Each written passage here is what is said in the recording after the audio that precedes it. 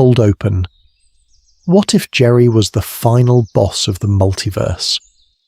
Got a favourite Rick and Morty character? Ever wondered who you'd pick as the final boss of the entire multiverse? Well, if you said Rick, Morty, Evil Morty, even like Bird Person, you're wrong, because the scariest answer is technically Jerry Smith. Yeah. The dude who can't keep an ad agency job without crying in the bathroom has, if you ask me, the highest power ceiling in the show. Buckle up, because we're going to imagine a universe where the weakest character on paper accidentally becomes the most powerful entity in existence, and reality has to childproof itself against Jerry. Usually people ask, how long would Rick's prison sentence be? Or, what crime did Evil Morty technically commit by wiping out the Citadel? Forget that. I want to know what the multiverse's sentence would be if Jerry woke up tomorrow with every cosmic power, every piece of Rick's tech, and zero emotional stability. How many days do you think reality survives before it rage quits? Just to give you an idea of how cursed this is, regular loser Jerry already almost ends everything by touching stuff he shouldn't. He fumbles Rick's gadgets, signs alien contracts he can't read, and panics his way into catastrophes. Now imagine that same guy with story train levels of narrative control, time god powers, and a portal gun that only works when he's making the worst possible decision. Believe it or not that Jerry probably does more damage in 5 minutes than Rick, Evil Morty, and the entire Galactic Federation combined, mostly by being scared and confused. Think about Jerry Bory for a second. An entire daycare built just to park Jerry's so Ricks can go do real adventures. That's how low Jerry ranks on the danger scale. But what if the daycare was actually a containment facility? Because somewhere out there is one Jerry who ascended, the one doofus Rick loves unironically, the one Beth worships instead of Rick, the one the Citadel whispers about like a campfire story. God Jerry, the cosmic constant who keeps accidentally hitting the self-destruct button on existence. We've already seen the ingredients. Doofus Rick thinks Jerry is great for some reason, which kind of hints that in a less toxic environment Jerry's potential spikes. Beth already has a god complex and a clone situation that's basically illegal on like 12 galactic levels. Every time Jerry gets a taste of power or respect, he clings to it so hard he breaks something. Now scale that up to Infinity Jerry with reality warping custody of the multiverse. Anyway, here's what we're going to do. We're going to start with pathetic dad who can't assemble IKEA, Jerry, and climb tier by tier to cosmic OSHA violation Jerry. From ad agency layoffs to omnipotent meltdown, I'll be ranking how dangerous each version of God Jerry would actually be until we hit the final form, the Jerry you have to pray to, negotiate with, and baby-proof the universe around. And I don't know, I'm kind of here for it. Rules of the game, how we're power scaling. Jerry, seriously. So if we're turning Jerry into the final boss of reality, we need rules. You can't just hand this man a godhood upgrade with no structure. That's how you get a universe-wide dad convention in a Chili's parking lot. So here's the premise shift. When we did Rick, it was all about legal sentencing. Years, decades, billions of days for every crime. With Jerry, we're doing cosmic sentencing. Instead of how long would Rick's prison sentence be, it's how high can Jerry climb on the power ladder before the multiverse files a restraining order? We're ranking him from low-tier upgrades all the way to full multiversal godhood. Think of it like tiered internet plans, except every time Jerry levels up, reality's Wi-Fi gets worse. Method-wise, we're not pulling this out of nowhere. We're going to start with Canon Jerry, Jerry Bory Jerry, Whirly Durly Jerry. I accidentally helped an alien death cult Jerry. Every time he's touched power, tech or cosmic nonsense, we're grabbing that, freezing it in place and then asking, what if that trait was dialed to 11? What if the guy who couldn't handle being left at a daycare for dads suddenly had story train level narrative control? We'll be mining all the hits. Jerry with access to Rick's tools, Jerry fumbling alien artifacts, Jerry's weirdly important relationship with Beth, where her validation basically decides if he's a doormat or a warlord, Jerry variants where he's actually competent, or at least treated like he is. And yes, Doofus Rick loving Jerry is absolutely Exhibit A, that, in a slightly less toxic universe, this man probably becomes terrifying. To keep it organised, we've got 3 main power tiers. Tier 1. Mundane Jerry with access to Rick's toys. He's still the same insecure needy guy, but now he has portal guns, death crystals, and whatever illegal garbage Rick left lying around in the garage. Early on, we're just giving Jerry toys and seeing how fast he can almost end the world by accident. Believe it or not, that's the chill part. Tier 2. Mid-tier Jerry. This is Jerry with partial cosmic backing. Unity-level influence, Citadel infrastructure, maybe a sympathy vote from a council of Ricks who feel bad for him for some reason. He's not omnipotent, but he's plugged into systems that are way too big for a dude who cries at cable commercials. This is where his personality really starts warping the power, and if you ask me, it's going to be a hell of a mess. Tier 3. Endgame Jerry. Single most powerful being in the multiverse. Stronger than Rick, scarier than evil Morty, more unavoidable than Jerry Bory's customer retention policy. At that point, the question isn't what can Jerry do, it's does reality need a Jerry Bory for universes just to store all the timelines he emotionally ruins? Each section after this is going to cover one new upgrade, what power he gets, how Jerryness corrupts it, and what that does to the Smith family, the Citadel, and everyone unlucky enough to exist nearby. So buckle up, because by the time we're done, pathetic dad who can't assemble IKEA might be the safest version of Jerry you've ever seen. Baseline Jerry, the weakest man in the strongest universe. So to understand why all-powerful Jerry is a cosmic war crime waiting to happen, you've got to start with baseline Jerry. Regular, default, no DL, C Jerry is already a hell of a walking disaster, and that's before you give him anything more dangerous than a plunger. At his core, Jerry is insecurity in cargo shorts. He is neediness with a receding hairline. His entire personality is just one long, shaky, did I do good, aimed at Beth, the kids, Rick, the dog, literally anyone. When Beth doesn't clap for him, he folds. When Rick insults him, he crumbles. When Morty looks disappointed for like 3 seconds, Jerry practically files for emotional bankruptcy. And buried under all that cowardice, this tiny streak of petty cruelty. He'll throw Beth under the bus in a second if it means someone tells him he's right. Just to give you an idea of how fragile he is, look at how fast he panics whenever reality gets even slightly weird. Alien invasion? He wants to hide. Galactic government collapse?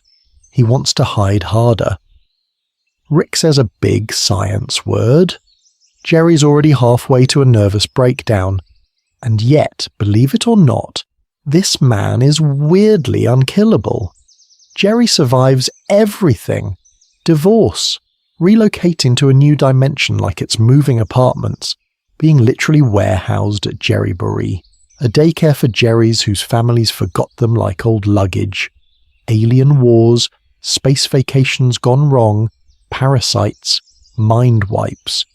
He just keeps respawning as the same anxious dad who peaked at a honey mustard ad. In a universe where Ricks and Mortys are constantly dying, rebooting or turning into Cronenbergs, Jerry is a pathetic constant, and even with zero power, he still manages to cause damage. Remember when he sabotages Beth's confidence because he's terrified she'll realize she can do better? Or when he fumbles Rick's tech, loses the alien gear, or makes catastrophically bad choices that escalate everything?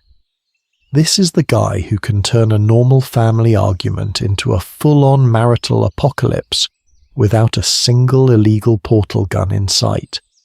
You don't need Rick's crime lab when Jerry's emotional instability is already a weapon of mass dysfunction.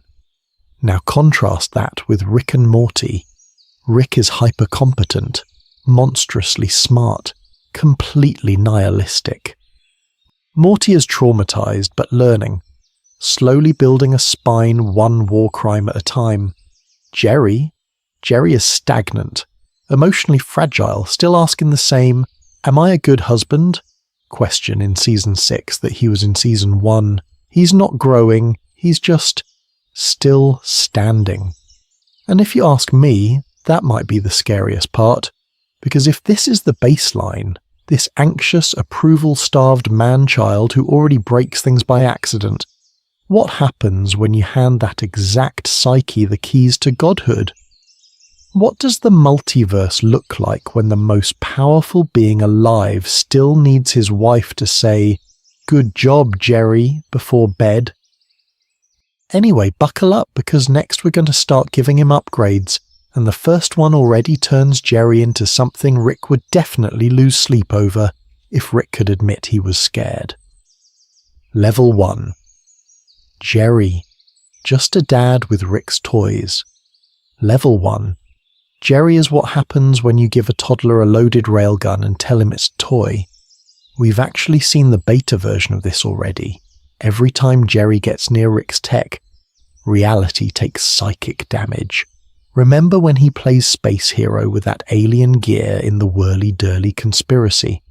Guy's running around a death casino with a gun he doesn't understand, almost gets assassinated, and somehow walks away like it was a couple's retreat. Or the Jerry Bory drop-off, where Rick literally signs him into an interdimensional daycare because Jerry plus gadgets is an OSHA violation for the multiverse. Anytime he's left unsupervised with advanced technology, he treats it like an iPad at an Apple store. Push random buttons, panic, then blame someone else. It's not technically a crime in the show, but if you ask me, that's aggravated cosmic negligence. So imagine this. Rick leaves his portal gun on the counter. Morty's in the bathroom. Jerry walks in. What does he do? He's not storming the Citadel, he's skipping traffic. He's opening a portal straight into the office parking lot so he can show up at work 1 minute before start time and feel like Batman. He's probably opening one to a fancy alien restaurant to impress Beth on date night, pretending it's a deal he got from Groupon. And because it's Jerry, he's going to flex on exactly one co-worker. One guy. Some dude from the advertising agency walks into the break room and Jerry casually reaches into a portal to grab coffee from a planet where beans were blessed by a sun god. Petty? Yes. Dangerous? Absolutely. Every stray portal he leaves open is a legal nightmare waiting to happen. Unauthorized border crossings, illegal import of alien organisms, accidental kidnapping when someone trips and falls into dimension where everyone's a chair. The real problem is that Jerry's fear and ego are in a permanent slap fight. The second something goes wrong, like say a Cronenberg-looking thing crawls through the wrong doorway, he panics, drops the gun, and runs. No cleanup, no plan, just pure flight response. He's uniquely good at starting multiversal fires and then emotionally checking out. Rick at least tries to fix his war crimes. Jerry just quietly goes back to watching TV and hoping nobody brings it up. You start to get what I'd call collateral Jerry damage. Not big cinematic apocalypses. Just to give you an idea of how annoying this gets. Abandoned timelines where Jerry opened a vacation portal and never closed it. Universes where a single Jerry prank destabilized the economy. Random planets dealing with a hole in the sky that leads directly to the Smith's garage. And believe it or not, that background noise adds up. Enough level 1. Jerry's bumbling around with Rick's toys, and the universe has to respond. You don't just get Jerryborry, you get whole galactic agencies whose only job is Jerry control. Containment zones, insurance products, religions built around avoiding the path of the Jerry. I don't know, I'm kind of here for it. Because if this is what happens when he's just borrowing tools, buckle up for level 2. That's when reality stops cleaning up after Jerry and starts reorganizing itself to survive him. Jerryborry is a red flag. The multiverse already fears Jerry. And nowhere is that reorganizing itself to survive Jerry thing clearer than Jerryborry. Think about what Jerryborry actually is for a second. It's not a cute gag daycare. It's an industrial-scale Jerry storage facility. Rows of Jerrys, labelled, catalogued, emotionally bubble-wrapped. You don't build that for a harmless sitcom dad. You build that for a recurring problem. For some reason the multiverse looked at Jerry and said, yeah, we need a whole logistics pipeline just to park this guy. You've got custom programming to keep them docile and happy, fake adventure photos, curated activities so they never ask real questions. It's like a spa. If the spa's main service is prevent this man from touching anything important, that's not kindness. That's containment. That's, we can't make Rick responsible, so we'll make Jerry ignorable. And if you ask me, that's the red flag.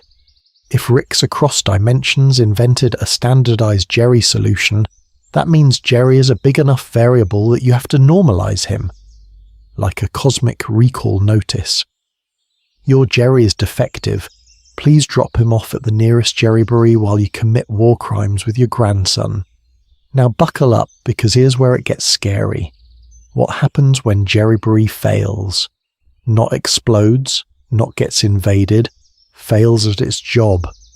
Imagine one slightly upgraded Jerry slips through the quality control. Little bit smarter, little bit more self-aware.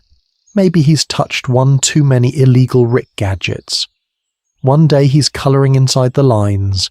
The next day he realises, wait, I've been warehoused. That Jerry doesn't just escape, he unionises the Jerrys. He figures out the system, hijacks the AI that's supposed to keep him pacified, and suddenly the facility designed to contain him becomes his first empire. You go from daycare to Jerry-controlled data centre in, 3 days? And every Rick who thought he'd safely checked his Jerry at the door now has a rogue, upgraded husband running their back end. The wild part is, this implies Jerry's harmlessness is already a design choice. The multiverse is optimized around keeping him weak, distracted, and emotionally sedated. Sports, pity sex, fake validation, anything to keep him from noticing the scaffolding around his life. Change that variable, and you're not just empowering Jerry, you're breaking a ton of hidden safety assumptions baked into reality.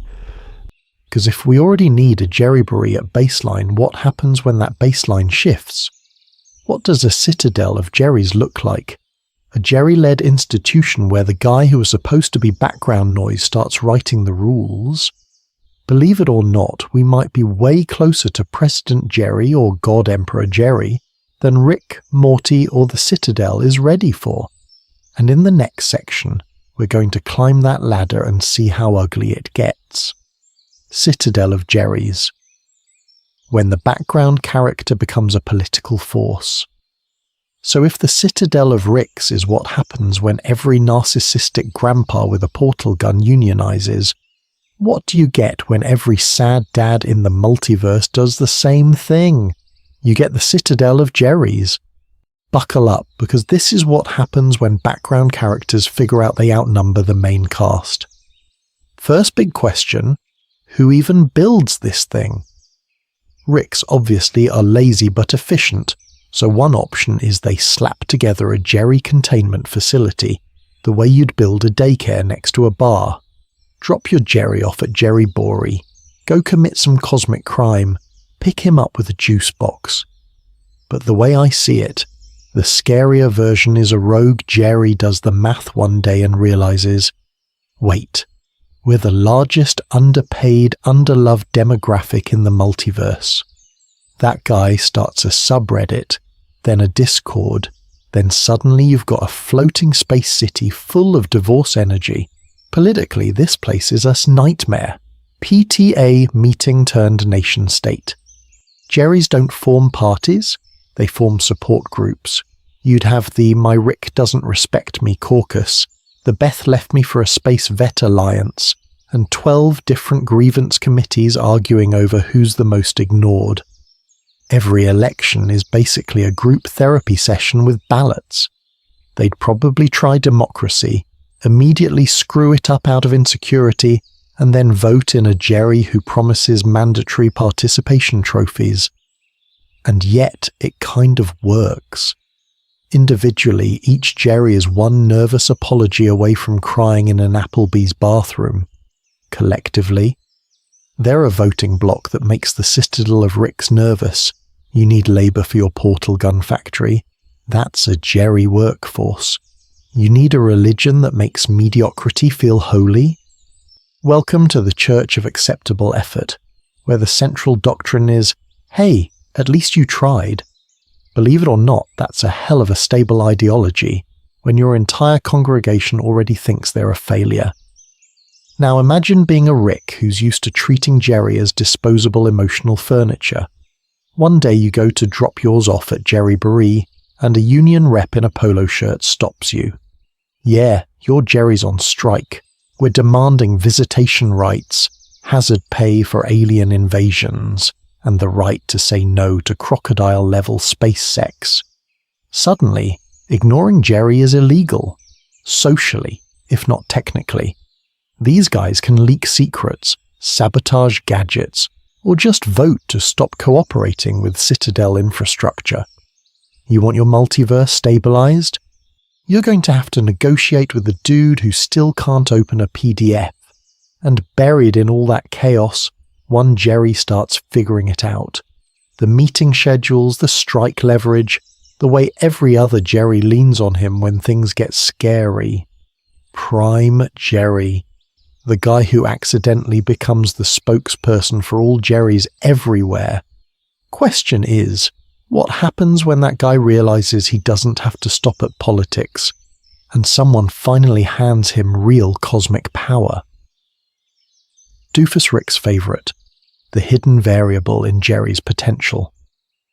So let's answer the real cursed question. What happens if that Prime Jerry meets a Prime Rick who actually likes him? You already know where I'm going. Doofus Rick. The one Rick in the Citadel who isn't a walking war crime in a lab coat. He shows up, eats literal poop with the family dog, and for some reason he looks at Jerry and goes, hey, this guy's awesome. That's like God looking at a traffic cone and promoting it to Archangel. In that episode, Doofus Rick doesn't neg Jerry, doesn't call him deadweight, doesn't treat him like an NPC. He hangs out with him. He validates his feelings. He's genuinely impressed by Jerry's coin collection. Rick, impressed by Jerry. You can almost hear every other Rick filing an illegal complaint with reality. And what happens to Jerry? He lights up. He stands taller. He's still Jerry, but the desperation dial drops from 11 to like a 6. You're watching in real time what a non-toxic environment does to the saddest man in the multiverse. No laser guns, no portals, just respect. And it's already a hell of a buff. So imagine a universe where that's the baseline. Ricks aren't emotionally abusive super geniuses. They're doofus-coded, supportive, annoyingly wholesome. In that world, Jerry grows up with a Rick who says, yeah, you can handle this, instead of, move, idiot. His confidence doesn't have to be legendary, it just has to exist. Believe it or not, that alone probably multiplies his competence by 10. That's our doofus Jerry. Not a secret genius, not evil Morty in car keys, but a Jerry who's been consistently told he isn't garbage. He still loves golf, still sucks at confrontation, but now he has enough emotional stability to actually use power without immediately self-destructing. You hand that Jerry a portal gun and he doesn't pawn it, lose it, or accidentally start a sex cult. He reads the safety instructions first. Terrifying. And once Jerry stops constantly self-sabotaging, the power scaling gets stupid fast. Regular Jerry with Rick's tech already almost causes apocalypses by accident. Now imagine a Jerry who can follow through on a plan, who doesn't cave the second someone yells at him. Give that guy a fleet, a religion, or a sympathetic cosmic entity, and suddenly every oops becomes an organized campaign. He's not just tripping over godlike tools, he's scheduling them. Pattern interrupt. You're laughing at that image, right? But ask yourself, who's scarier? A mad scientist who knows he's dangerous, or a middle management dad who thinks he's finally being responsible while rewriting causality? Because if you mash together the bureaucratic nightmare of a citadel of Jerrys with the emotional stability of a doofus Rick Ray's Jerry, you're not looking at a joke anymore. You're looking at a multiversal voting block with daddy issues and meeting minutes. And if that version of Jerry ever decides he's tired of being the punchline, buckle up. The universe is about to find out what a Jerry-led status quo really looks like. Beth and Jerry. How marrying a god shapes a mortal.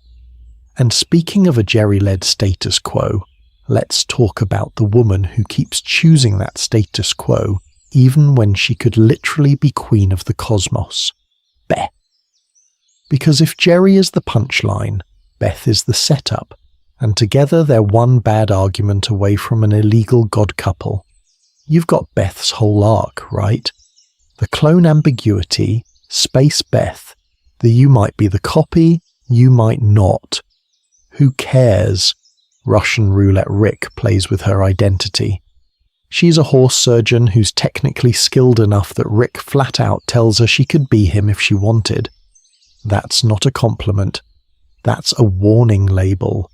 She's already got the God Complex starter kit, surgical talent, abandonment issues, and a dad who treats planets like post-it notes. Watch how close she is to snapping. In The ABCs of Beth, she casually murders Fruityland creatures and admits she used to be a little serial killer in training. In the Space Beth storyline, she's out there leading rebellions, dual-wielding blasters, and treating the Galactic Federation like a speed bump. She's one bad day and one Rick pep talk away from full Rick-level detachment. You know, the kind where genocide is just Tuesday but spicy. So where does Jerry fit into that? Weirdly, as the emotional anchor. For some reason, no matter how far Beth drifts into existential crisis, she keeps orbiting Jerry. He makes her feel needed, superior, like a god dating a participation trophy. That's messed up, but it's also stabilizing. When Beth screams at Rick, she still goes home to the guy who thinks winning a Pluto argument is the peak of his life. That's gravity. Now imagine God Beth and consort Jerry. Beth fully embraces her cosmic potential, fuses Space Beth and Earth Beth energy, and starts treating star systems like DIY projects. Who does she still want approval from? Not Rick, who'll just neg her.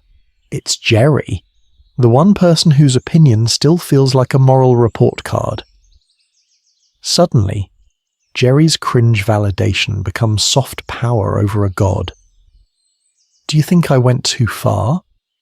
Is a hell of a question when the person asking it can delete timelines. Flip it. What if Beth, out of guilt or love, decides Jerry shouldn't feel left behind? She starts giving him Rick-level tech, shared authority, maybe even some bio-enhancements. You're my equal, Jerry, she says, while strapping a reality warping belt on a man who can't emotionally handle Netflix recommendations. That's how you accidentally create a codependent god couple. She needs to feel worshipped. He needs to feel worthy. And together they're probably committing 3 cosmic war crimes before breakfast. And once Jerry is emotionally hardwired into a god-tier Beth, the jump to him directly interfacing with Unity, Citadel infrastructure, or whatever cosmic HOA runs the multiverse is tiny. You hand a guy like that the emotional login to a deity, and believe it or not, the universe's safest bet is that he screws it up. But what if, just to give you an idea of how scary this gets, he doesn't? Buckle up, because the next step is Jerry. Stop being the side character in godhood and start being the system admin. Unity, but make it. Jerry, when a hive mind falls for mediocrity. So remember Unity, the walking Reddit mod of the cosmos that can puppeteer entire planets at once. Rick dated that. Of course he did. You've got a hive mind capable of running galactic infrastructure like it's a group chat, and it still went, "Yeah, I can fix this emotionally radioactive grandpa." That relationship was a hell of a crash course in why you don't date Rick Sanchez.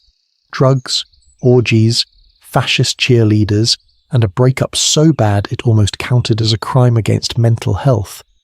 Unity was drawn to Rick's chaos and intelligence, sure, but it also got front-row seats to his self-destruction. It literally had to ghost an entire dimension to get away from him. That's how toxic Rick is. An infinite brain cloud that controls civilizations was like, yeah, this is too much. So what happens if the rebound is Jerry? You feeling the whiplash yet? Unity. X.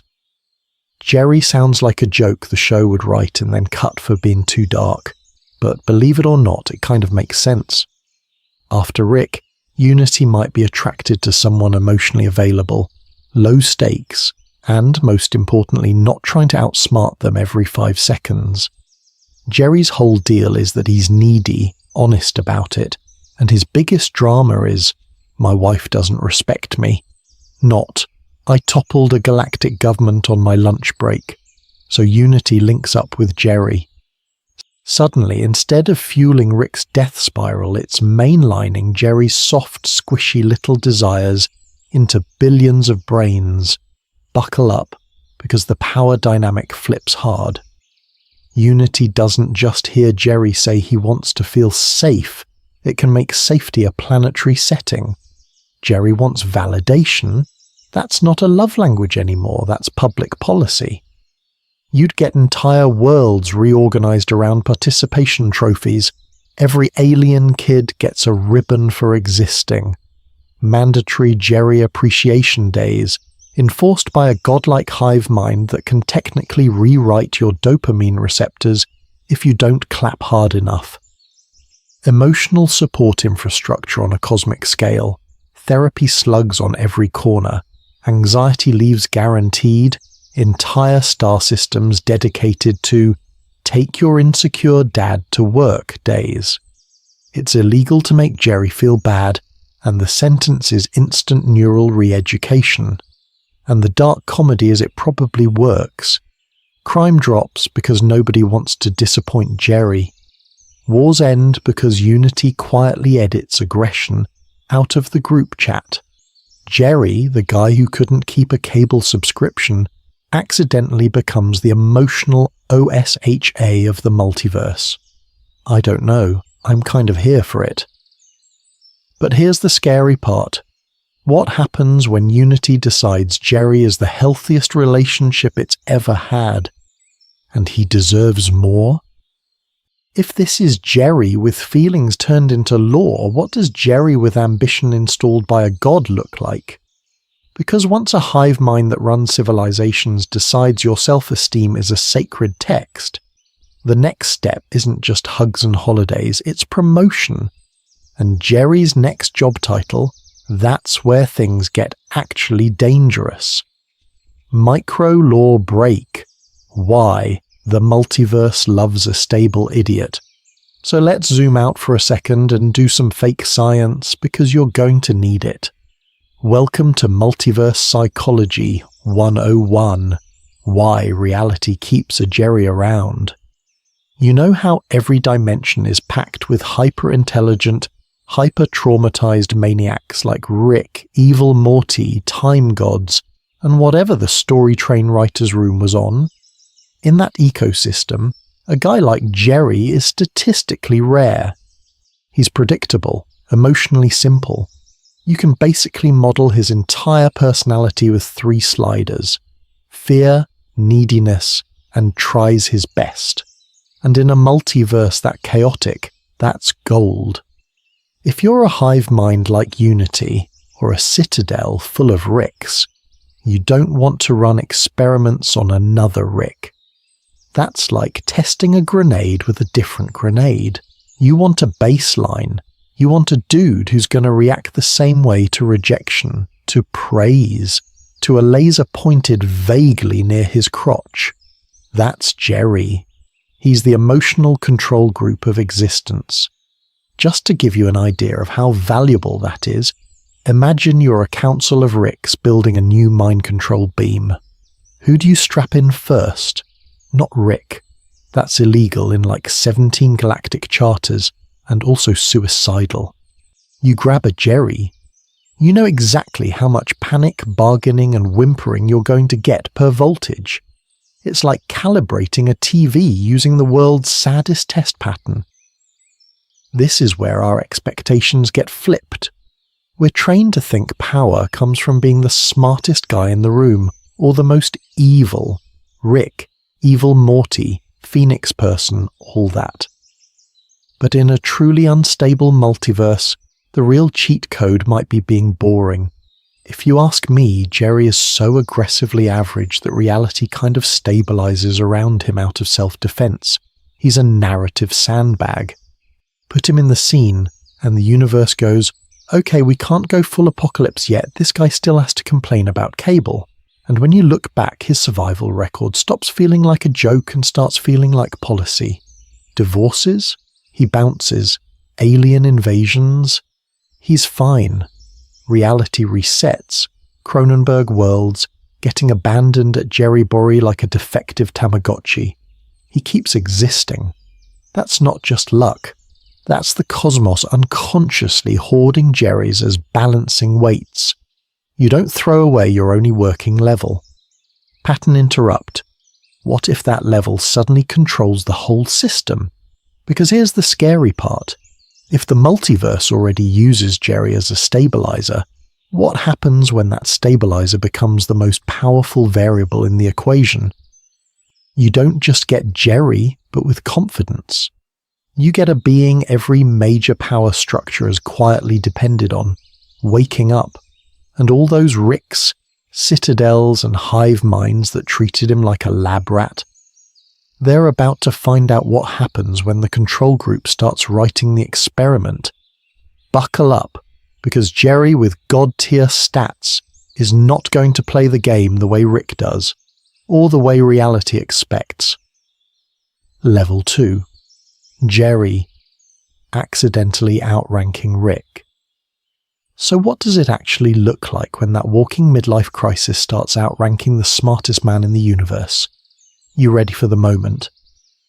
Rick realizes the joke character isn't a joke anymore. Yeah, buckle up, because this is the part where Jerry accidentally becomes a political superweapon.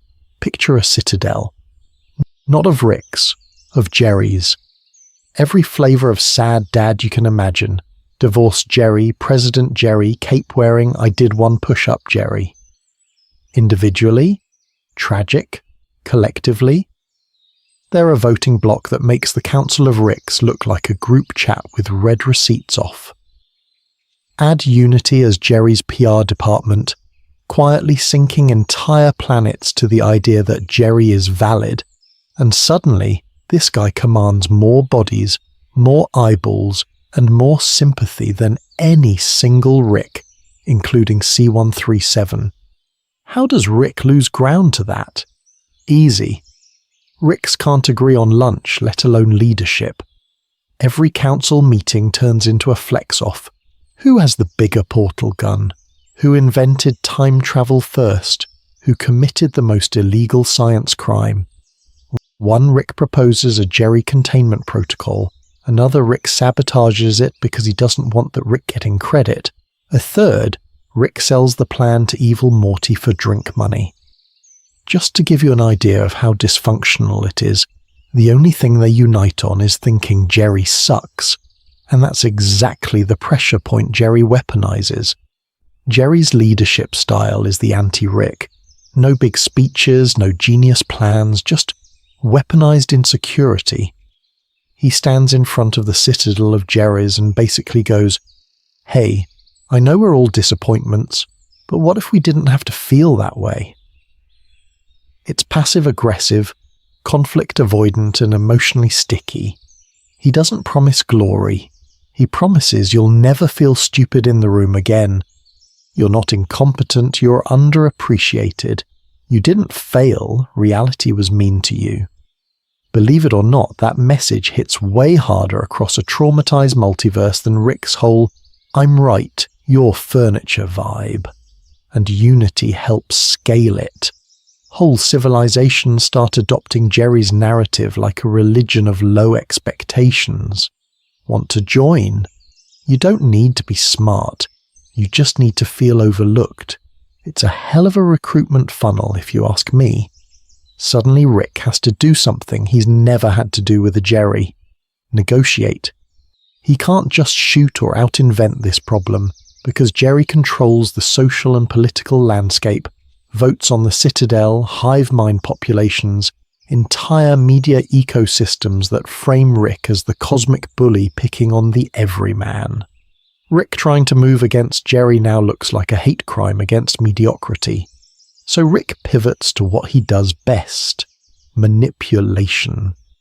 Backchannel deals with splinter Jerrys, psyops on Unity, blackmail campaigns using every embarrassing thing Jerry has ever done.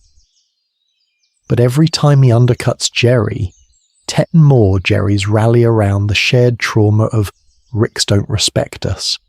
And if Jerry can already beat Rick at politics and emotional leverage without really trying, what happens when he stops just steering people and starts steering reality itself?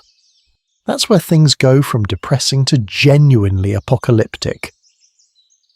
Whirly-dirly lessons, Jerry with plot armor and power. So let's take that idea of Jerry steering people and throw him back on the whirly-dirly, because that episode is basically a test run for what if Jerry had plot armor and the universe did not like the results. Quick refresher. Jerry and Rick go to an immortality resort, wrapped in a giant cosmic condom where you literally can't die. Rick gets targeted for assassination, Jerry almost gets him killed multiple times, and for one shining, deeply illegal weekend, Jerry is the main character in a death-free sandbox. No consequences, no real danger. Just a sad dad with infinite retries. And what happens? The second Jerry realizes he can't die, he gets bolder. Not heroic, bolder. Divorced dad on a cruise boulder. He drinks, he sulks, he takes shots at Rick he would never take back on Earth. Because what's Rick going to do? Kill him. He's already tried. Jerry's courage is basically a Groupon, only valid when the risk is zero. But that courage is still powered by resentment. Every move he makes up there is petty. He sides with the assassins. He lets his hurt feelings about Beth and Rick steer him into choices that are one step away from cosmic domestic violence. It's not that Jerry suddenly becomes evil. It's that his pain finally has a force field and a drink package. Now scale that. Imagine Jerry with permanent whirly-dirly rules. Cosmic insurance policy. Resurrection tech keyed to his DNA. A narrative clause that says, Jerry Smith cannot permanently die. Sorry, writers. You give that guy true plot armor, and his willingness to swing emotionally goes through the roof. Why hold back a snarky comment if you can respawn? Why not push a big red button if the worst case scenario is a funny sound and a reset? And if you also hand him resources, Rick-level gadgets, Citadel access, maybe a pocket universe or two, he's going to keep testing boundaries, not because he's Phoenix person, but because he's needy. He wants to see if the universe finally respects him. Does the death ray stop for him? Do the Council of Ricks flinch when he walks in? Does anybody, anywhere, say, "Wow, Jerry, that was smart," without sounding sarcastic? Believe it or not, that curiosity is terrifying at scale. Just to give you an idea of how bad this could get, picture whirly-durly Jerry. But now the immortality field follows him. Every bar, every planet, every argument with Beth, every awkward team-up with Morty where Jerry can't die, can't be fired, and technically can't be ignored because he owns the reset button. Buckle up, because the next logical step after surviving the multiverse is editing it. And a Jerry who can't be killed, can't be sidelined, and finally figures that out. That's the moment he stops asking the universe to notice him and starts rewriting it so it literally can't look away. What does that even look like when the punchline gets final cut? Pattern break, quick thought experiment. Jerry gets the portal gun first. So let's slam the brakes for a second and run a tiny thought experiment. Forget Rick, forget evil Morty, forget all the lore. Roll back to the pilot, first frame of the show. What if it isn't Rick stumbling in drunk with a neutrino bomb? It's Jerry. And he's the one who discovers, or somehow invents, the portal gun. You wake up on the couch. You're Jerry. Life sucks. Beth's disappointed. The kids barely respect you. And then, in the garage, sitting where the weed whacker should be, is a humming green sci-fi thing with a trigger. What's your move? Save the world? Study the cosmos? No, you're absolutely using that thing to avoid work. Jerry's first portal is straight to a universe where my boss already approved my PTO. That's not heroic, that's HR fraud with extra steps. Then it gets worse. Because if you can skip work, you can spy. He's probably peeking in on Beth in 100 timelines, seeing versions where she left him, versions where she didn't, versions where she's happier without him. That's not just creepy, that's interdimensional stalking. If you ask me, that's a hell of a way to weaponize insecurity. And eventually he asks the saddest question in the multiverse. Is there a universe where I finally did something right? So he dials that in. And the portal gun, being a neutral little crime enabler, says, "Sure, buddy," and coughs up infinite Jerrys. Pattern break. Picture it like a support group from cosmic hell. A church basement, bad coffee, folding chairs, and every single chair is Jerry. Each one is slightly more successful, slightly more confident, slightly less of a screw-up. And every Jerry is mildly disappointed in every other Jerry. They go around in a circle. "Hi, I'm Jerry, and I almost mattered." Believe it or not, that's where the real damage starts. Because one Jerry suggests forming a cross-universe accountability group. Another Jerry wants to standardize their lives so they can all finally be the best version. They start swapping families, jobs, realities like Pokemon cards. And every little trade destabilizes a timeline. Kids don't recognize their dad, Beth marries the wrong Jerry. Morty ends up with a Jerry who's seen too much. Just to give you an idea of how stupidly fragile this is, one Jerry forgetting which universe he's from is basically an illegal immigration crisis. But for reality itself, IDs don't match, memories don't line up, cause and effect gets drunk and wanders off. So even with one iconic gadget, no citadel, no godhood, Jerry's personality turns multiversal travel into a therapy-seeking, reality-breaking road trip. It's not Rick's cold, calculated experimentation. It's a guy panic portaling every time he feels judged. And every panic jump is another crack in the multiverse. Now buckle up, because if a single portal gun in Jerry's hands already creates an accidental cult of sad Jerrys and multiple broken timelines, what happens when he isn't just skipping work, but rewriting the laws of physics on a bad day? We've only seen Jerry misuse the keys. Next, we're going to let him own the whole car. Level 3, Jerry. Emotional blackmail as a cosmic law. So what happens when Jerry stops just borrowing the car and starts rewriting the traffic laws of reality? You don't just get a powerful Jerry, you get level 3 Jerry. Where his emotional damage is a literal religion, and the universe is legally required to be nice to him. Imagine a whole Citadel district of Jerrys in beige robes chanting, "I did my best." That's Jerryism. The core doctrine: effort is holy, outcomes are bullying, mockery is basically a hate crime. Somewhere a council of Ricks is already drafting a strongly worded complaint. On Jerryism planets, the commandments are stuff like, "Thou shalt not make anyone feel stupid," and sarcasm is emotional terrorism. Every classroom has a validation bell you have to ring after answering a question. Got it wrong? No problem. The class stands and recites, "You're still enough, Todd." It's like HR training became a faith, and if you ask me, it's a hell of a downgrade. And because this is Cosmic Jerry, it's not just social pressure, it's structural. He's tapped into Rick's tech, Citadel bureaucracy, maybe even some leftover Federation compliance AIS. Now there are multiversal HR drones that warp into your dimension the second you roll your eyes too hard. You sigh at a coworker, boom. 3 days of mandatory empathy seminars and a fine for hostile vibe projection.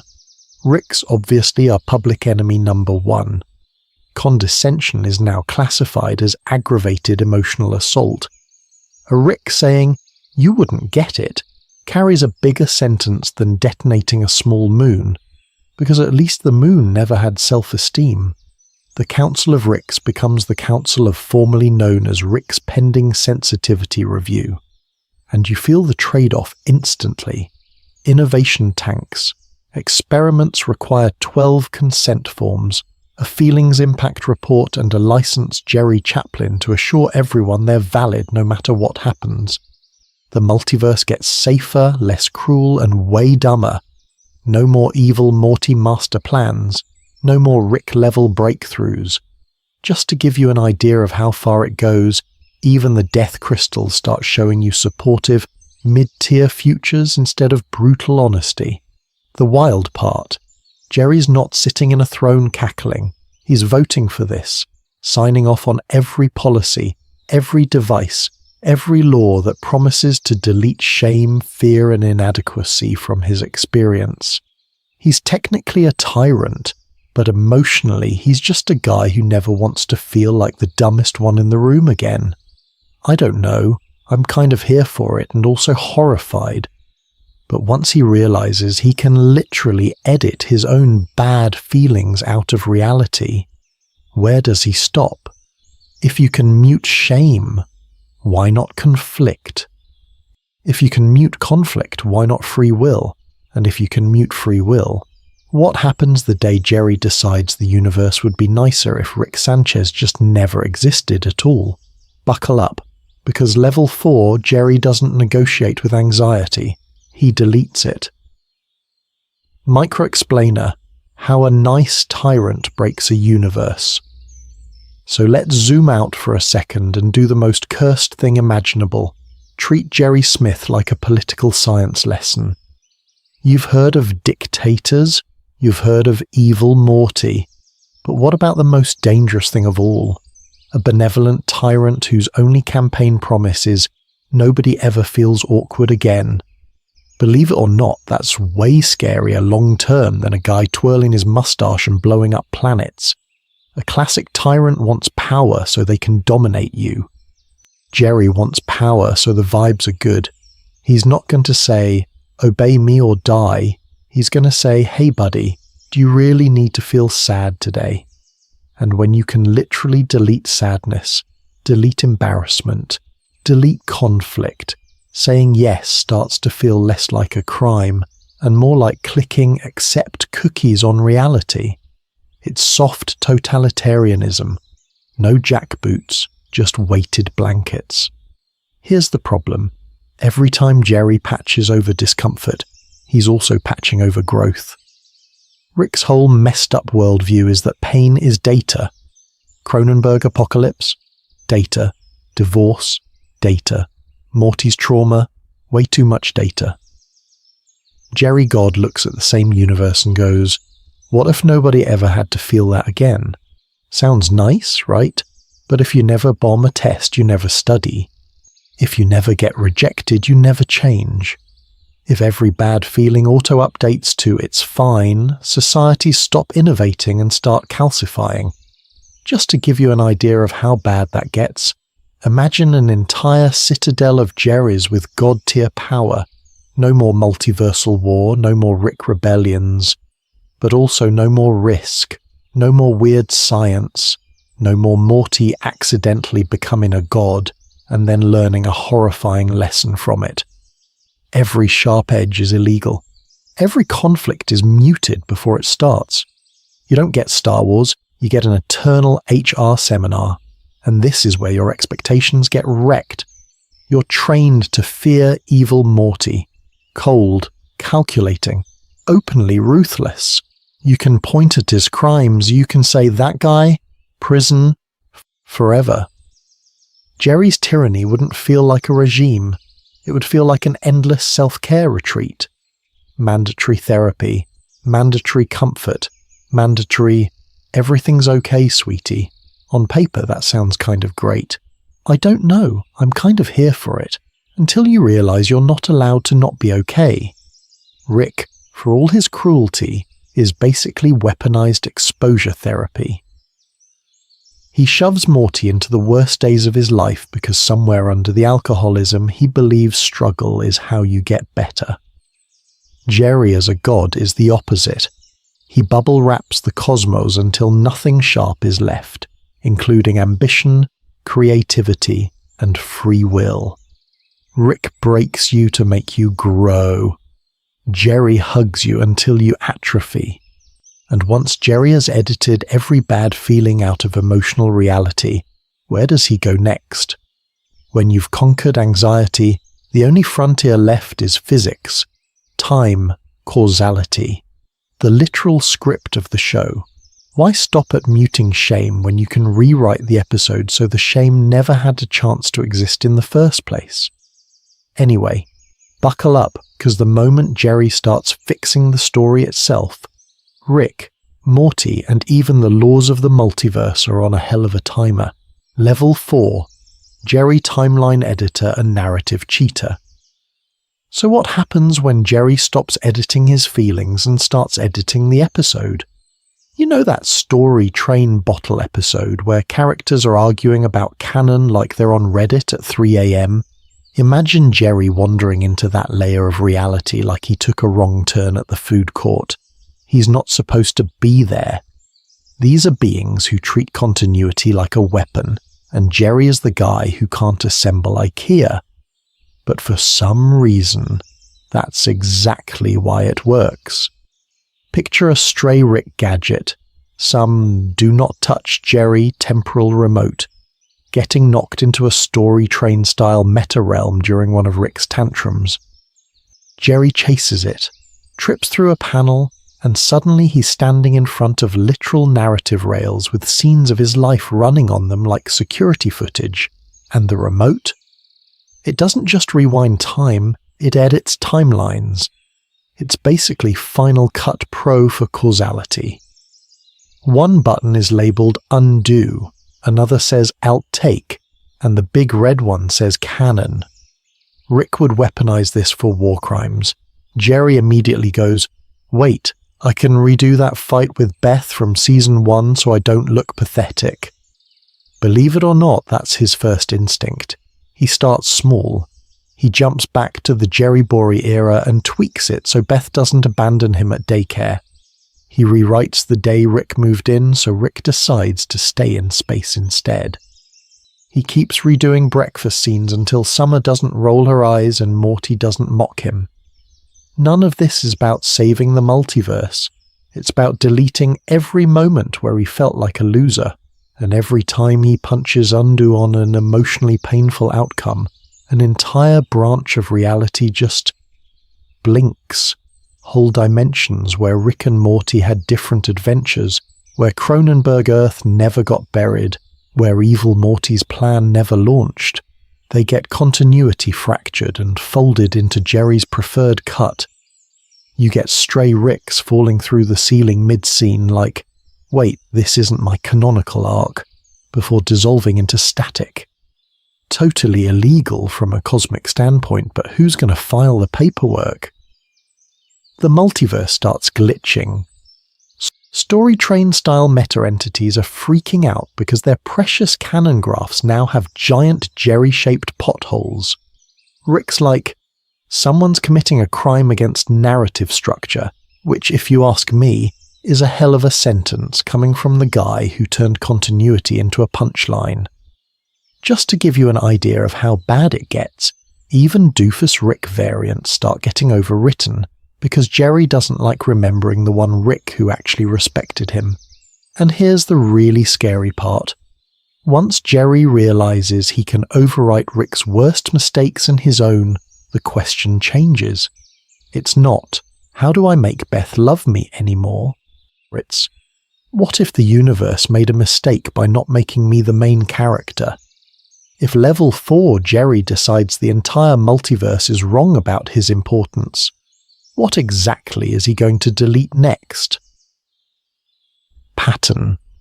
Jolt. Ad break from the Jerrypocalypse. Do you hate feeling insignificant in a cold, uncaring multiverse? So does Jerry. And now that he can casually erase timelines like old voicemails from Beth, buckle up, because of course the next logical step is a subscription service. Introducing Jerry++. The only multiversal membership that guarantees you one emotionally validating compliment a day. From a randomly generated Beth variant who still thinks you're doing your best, sweetie. Is that legally a product? Probably not. Is it emotionally illegal? Definitely. Here's how it works. Every morning, level 4 Jerry snaps his fingers, and somewhere out in the Bethiverse, a new Beth pops into a little cosmic call center. Horse surgeon Beth, space fascist Beth, clone Beth, who may or may not be the original Beth, doesn't matter. Their only job is to look into the camera and say, "Wow, Jerry, you parked the spaceship really straight today." That's it. That's the service. That's the god-tier self-care. Meanwhile, Rick is out here committing war crimes against physics, and Jerry's like, "Yeah, but did anyone notice I remembered to turn the portal gun off?" And because this is Jerry we're talking about, the fine print is a nightmare. Miss a day? Your compliment rolls over into an anxiety balloon that follows you across realities whispering, "You disappointed Beth." Again. Cancel your plan? Every Beth variant gets a push notification that you gave up on yourself, and now they're all slightly colder to every Jerry in existence. Multiversal shadow banning by your own wife. That's a hell of a sentence if you ask me. But believe it or not, Jerry++ accidentally solves real cosmic problems. Entire planets of depressed gods sign up just to get one neutral, Midwestern, "I'm proud of you, honey," after they reset a galaxy. Time God, subscribed. Unity, subscribed on 3 different devices. Even evil Morty logs in once. Here's Beth say, "You're not evil, you're just hurt," and immediately closes the tab like, "Nope, too real." And the ad reads are insane. Imagine Jerry pausing mid-reality rewrite. "Hey guys, quick break from correcting the universe's mistake of not centering me. Today's apocalypse is sponsored by Jerry++.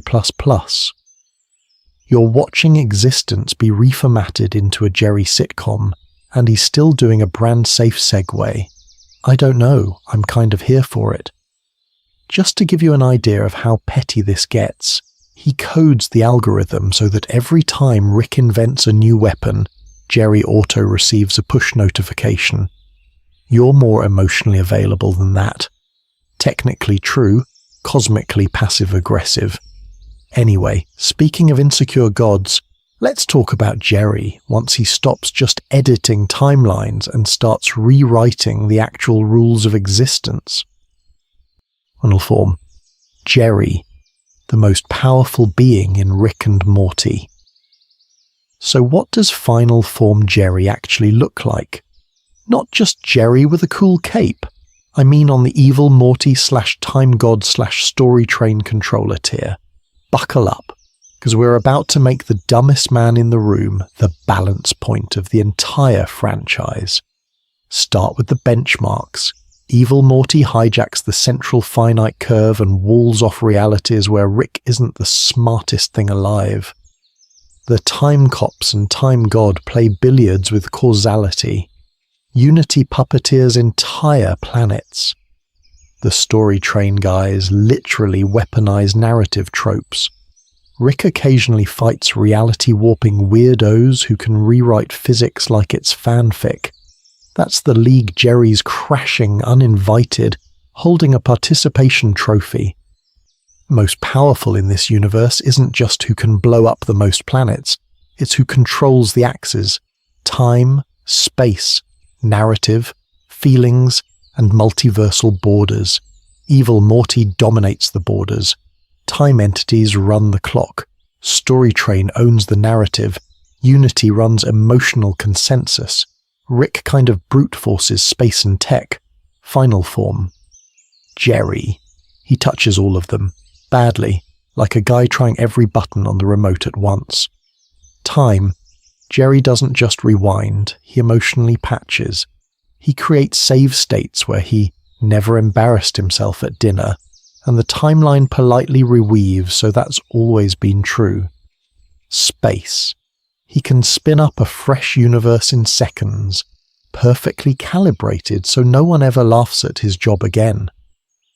Narrative. He can retroactively edit continuity so he was always the glue holding the family together, and suddenly every flashback episode agrees. Believe it or not, that's scarier than any neutrino bomb. Emotional reality is where he goes full eldritch. Unity can sync everyone's thoughts. Jerry can hard code everyone's opinion of him. You legally can't feel contempt for Jerry anymore. Your brain just blue screens and swaps in mild affection. It's like a permanent illegal PR campaign baked into consciousness. Just to give you an idea of how cursed this is, even evil Morty finds himself thinking, he's not that bad, I guess. And multiversal boundaries. Jerry can lock Ricks out.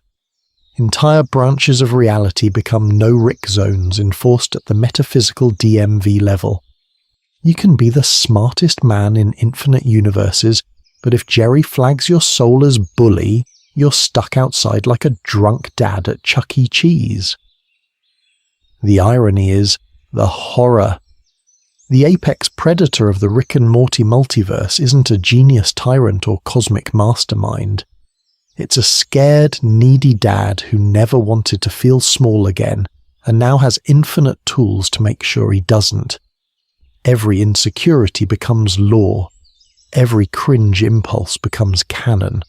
If you ask me, that's a hell of a cosmic joke, and I don't know, I'm kind of here for it.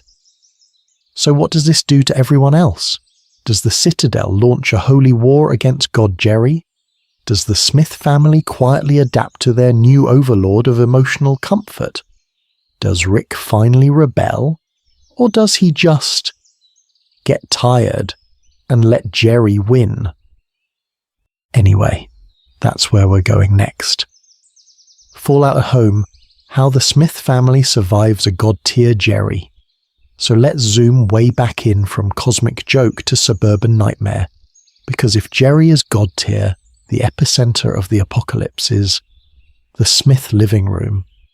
And believe it or not, the first person who really breaks is not Morty, not Summer, not even Rick. It's Beth. Beth has basically spent her whole life wanting a more competent Jerry. The guy who doesn't lose his job every 5 minutes, who can actually protect the kids, who doesn't cry at Applebee's because the waiter called him Sir.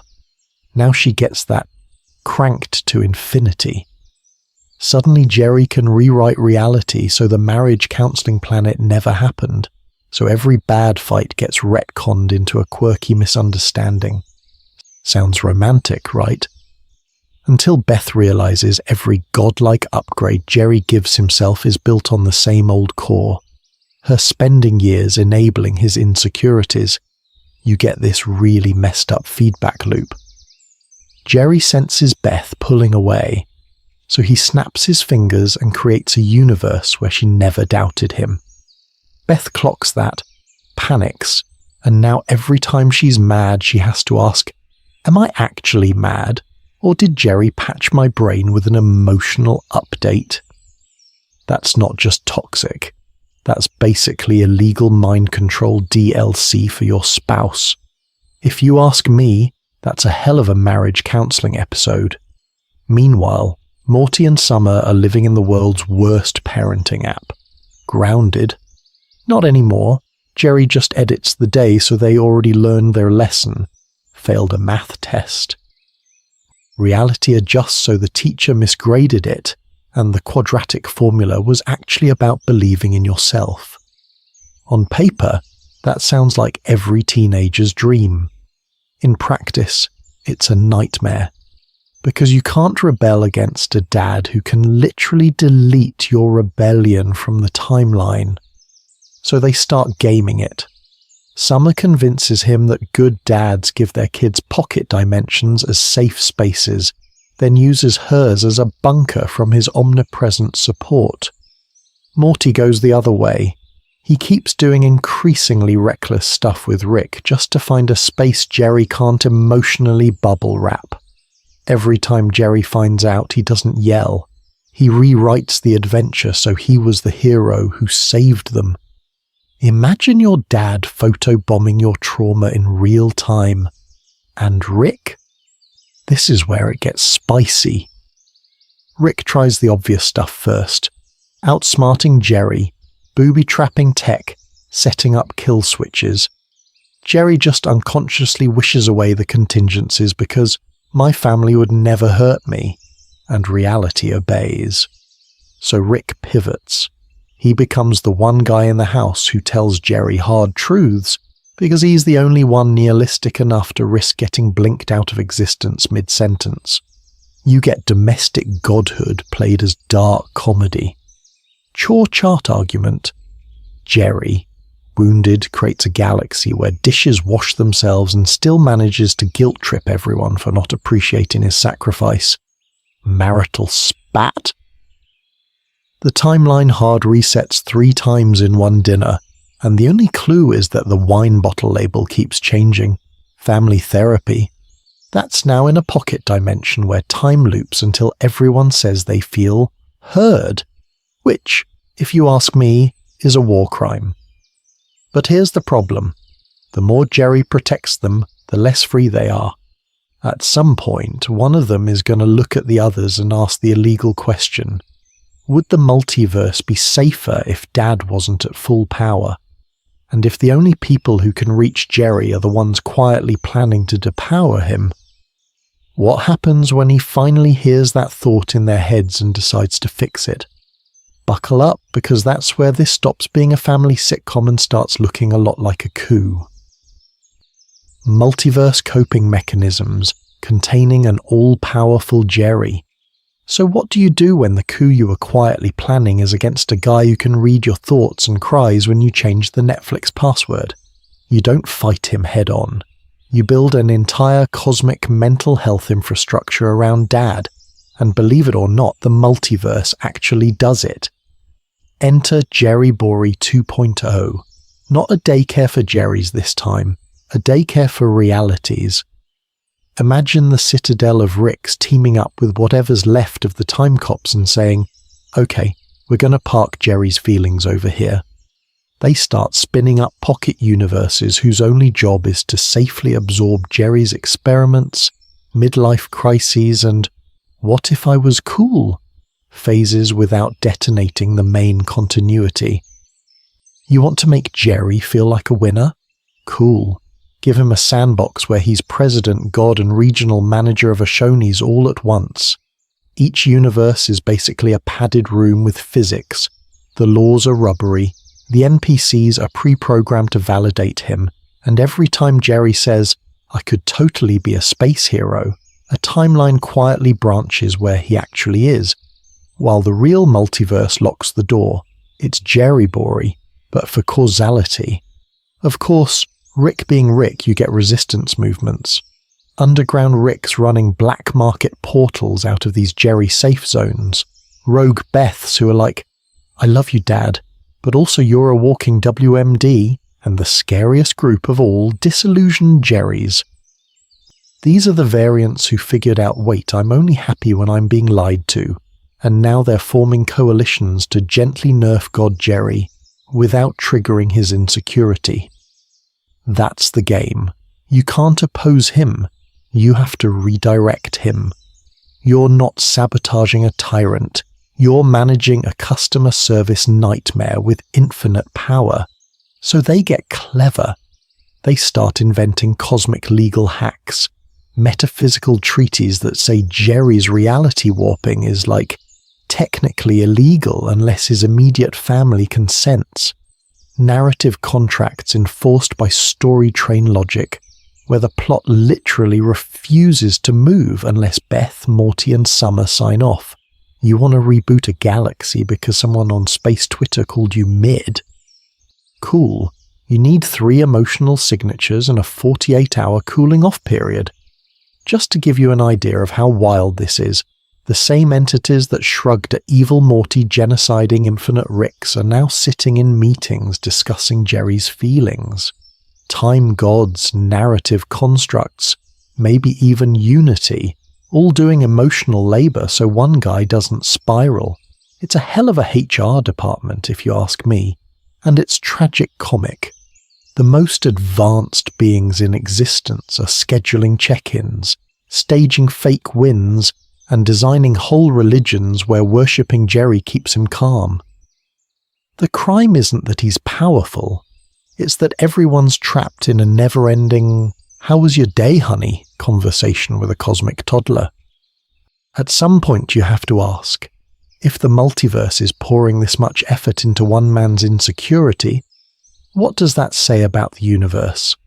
And what does it say about how we treat the pathetic character when he finally gets the keys? Buckle up, because the answer might be way uglier than Jerry. Final verdict: is all-powerful Jerry the universe's worst punchline? So when you zoom out from cosmic toddler, Jerry, what are we actually looking at here? Is this the universe's saddest joke or the scariest promotion in TV history? Because if you track the power curve, Jerry's had a hell of a glow-up, and not in a good way. We started with baseline Jerry, insecure dad, unemployed, losing arguments to a horse surgeon and a 14-year-old. The guy whose biggest flex was, "I did a commercial once." Then you hand him Rick's tech, and suddenly he's a chaos engine, misusing gadgets, escalating alien conflicts, accidentally getting involved in space politics. Fast forward, and he's not just background noise. He's a political leader in Jerrybury, rallying other Jerrys like a sad little union boss. Give him emotional leverage, and he turns into a low-key tyrant, weaponizing guilt and neediness. Let him mess with timelines and family structure, and now he's editing who gets to exist in his orbit. By the time he's a full multiversal god in this scenario, he's basically the same Jerry, just with a sandbox as big as reality. Compare that to Rick. Rick is raw intellect turned up to 11. He builds the gun, writes the rules, and then breaks them because he's bored. Evil Morty is cold ambition. He studies the system, hates it, and burns it down on purpose. Jerry? Jerry doesn't conquer anything on purpose. He just sort of arrives on top by emotional gravity. People feel bad for him, underestimate him, and keep giving him structural power because how dangerous could Jerry be? Believe it or not, that's how you get an accidental dictator. Rick is a crime you can see coming. Evil Morty is a crime planning its own alibi. Jerry is the crime you don't notice until the paperwork already has his name on it, and that says something really mean about the world of Rick and Morty. The line between joke and threat is paper thin. Background losers become cosmic hazards the second the universe hands them a title, a weapon, or a bureaucracy. The show keeps telling you Jerry is pathetic, but it also keeps making him this weirdly durable constant. He survives invasions, relocations, divorces, and being literally warehoused at Jerry Boree. The multiverse keeps respawning him like he's a required NPC. On a lighter philosophical note, maybe the scariest thing isn't a genius with no morals. We all kind of expect Rick to be illegal. The real horror might be an everyman with unlimited power and a lifetime of unresolved issues, because that's a lot closer to us. You're not building portal guns, but you are walking around with way more power over people's days than you think. Give that mindset a reality-altering remote and, I don't know, I'm kind of here for it, but I'm also moving to another dimension. So if Jerry really became the most powerful being in the multiverse, would that make Rick and Morty better, worse, or just way more uncomfortably relatable? Buckle up, because next we're going to decide whether all-powerful Jerry ruins the show, or finally tells the truth about it. Outro and next. What if? Who should we break the multiverse with next? Alright, so let's zoom out before Jerry deletes the zoom button. We didn't just power scale Jerry like he's a Dragon Ball character with seasonal depression. We asked what happens when the universe's biggest joke becomes its final boss. What if the guy who can't assemble an IKEA shelf without crying is suddenly the one deciding which realities get to exist at all? You saw the breadcrumbs. Jerry Boree wasn't just a daycare, it was foreshadowing. An entire industry built around containing Jerry's because, believe it or not, if you don't manage this man, he breaks timelines, marriages, or both. Then we cranked it up with Unity Jerry, where his neediness literally became an emotional empire. One sad dude, plus a hive mind, equals an entire civilization forced to care about his feelings on Applebee's. From there, we went full illegal. Jerry with rewrite-level power, casually editing timelines like their Facebook posts from 2009. He's not just pushing buttons, he's committing metaphysical war crimes every time he has a bad day. And at the top of it all, you've got the Smith family negotiating with a god in sweatpants. Rick, Morty, Beth, Summer, all sitting around the kitchen table trying to emotionally hostage negotiate a man who can blink the Citadel out of existence, but still needs someone to say, "I'm proud of you." That's the nightmare, right? Not an evil genius, not a cold, logical AI, a scared, insecure dad with infinite power and a Costco membership. If you ask me, that's way scarier than any council of Ricks, so now I want to throw this back at you. Who do we break the multiverse with next? Do we make Morty the most powerful and see what happens when all that guilt finally gets cosmic? Do we give Summer god-tier energy and let her legally divorce reality? Do we let Beth go full horse surgeon deity and start judging planets like they're bad pets? Or do we get weird with it and crown Mr. Poopy Butthole, Mr. Meeseeks, or Bird Person as the secret apex predator of existence? Drop your pick in the comments and pitch your favourite, most powerful scenario. The wilder, the better. If it sounds like something that should be illegal to animate, I'm probably going to read it first. And hey, if you want this channel to keep overthinking cartoons until it qualifies as a cry for help, hit like. That's our emotional validation fuel. Subscribing? That's you joining the citadel of people who overthink cartoons, and we're definitely accepting new variants. Buckle up, because the next What If is going to take another background joke character and treat them like a secret god. In the Rick and Morty universe, literally anyone can be the most powerful being in existence. The real question is, who are we ruining for you next?